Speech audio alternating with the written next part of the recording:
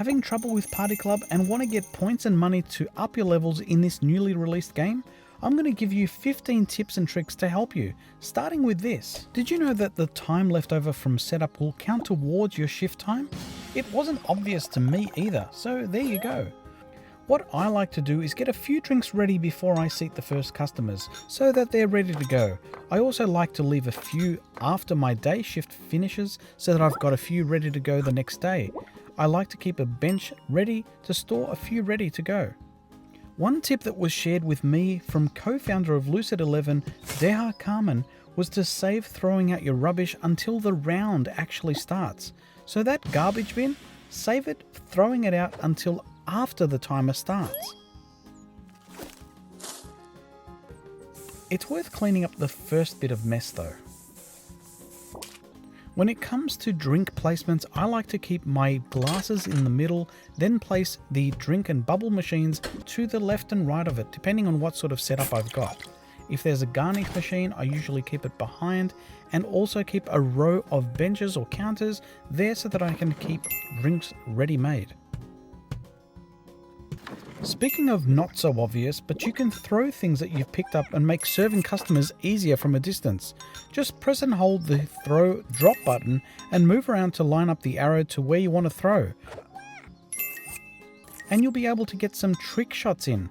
Note it is worth mentioning that throwing your tools can also damage your equipment.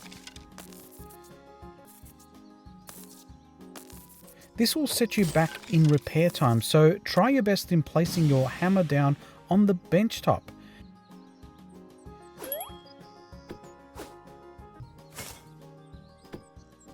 This way you're not looking for it when you need it. The mop isn't capable of this, and there is an item called the mop bucket which you can purchase that allows you to place your mop in a designated spot. Unfortunately, you can't throw your mop into it. That'd be handy though. Oh, if you're enjoying the video so far, please do me a huge favor and hit that like button. I'd really appreciate it. Thank you. You might have noticed during the tutorial that certain customers pay more, which I'll cover off in detail in just a bit, but it can be worth turning away lesser customers in lieu of better paying ones. You might lose points for turning away customers once they're in your bar, so it might be worth just letting them lose patience in the waiting line. When given a choice, take the drink that offers the green or bubble juice as it's called. It pays more money per serve, and it's a lot less complicated than managing two coloured drinks. Now, as promised, here are some insights to the scoring. The demands to your drinks goes through 3 phases. The first phase lasts for 8 seconds. The second phase, which is when the drink countdown colour is a light green, and the third and final phase is like the first and only lasts for 8 seconds. This is important information to know as you only have 32 seconds to serve a drink. It's also important to note how these patience phases affect each animal's pay class.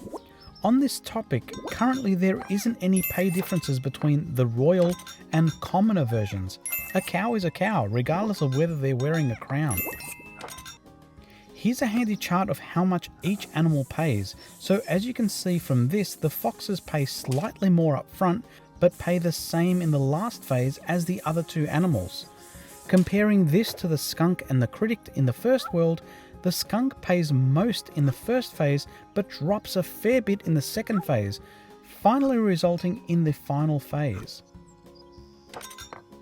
So the takeaway from this is serve the skunk first, then the critic, then followed by the fox, cow and rabbit. Leaving mess around you in the bar also counts against you. You'll lose a massive 5 points for every 4 seconds that the poo is in the litter, and 4 points for every 4 of vomit on the floor. So clean up the litter ahead of the vomit despite it being a slipping hazard. The takeaway here is don't leave mess around if you can avoid it. During the second level, you'll be introduced to the skunk, who, like I said before, pays well, but he will stink customers away in the line behind him. I'd suggest putting him away from entryways, as he'll also knock you out from his stench. While you play the game, you'll have a customer chasing you, which I've used as motivation to keep myself moving. He may eventually catch up with you and beat you into submission, but I'm willing to keep him at bay for as long as I can before he does. Dang it, he got me. The pace of this game is manic. Actually, if you ask me, it needs a lot of tuning and is way too hard. However, you can buy yourself some time by holding the action button at a table to perform a juggling action which slows down the drink progress bar, allowing you time to get your drink sorted. This also works for anyone at a single table. If you've got a tip to share, let us know in the comments. Oh, handy one to know, despite the critic being a koala, he isn't scared away by the fox. Having said that, I'd recommend putting foxes generally on a single table to avoid a duo of foxes hogging the whole table for the next customer who may not get along. I'd also recommend keeping the main channel of area in front of the store entry free of drink making. This area is high traffic and will cause customers to walk into you, disrupting your beautiful drink making. Let me know in the comments what you think of this game so far. What would you change? What realm are you up to? Leave a note in the comments. For more videos on Party Club, throw this playlist into the mixer. And cheers to my channel members, AG Nation!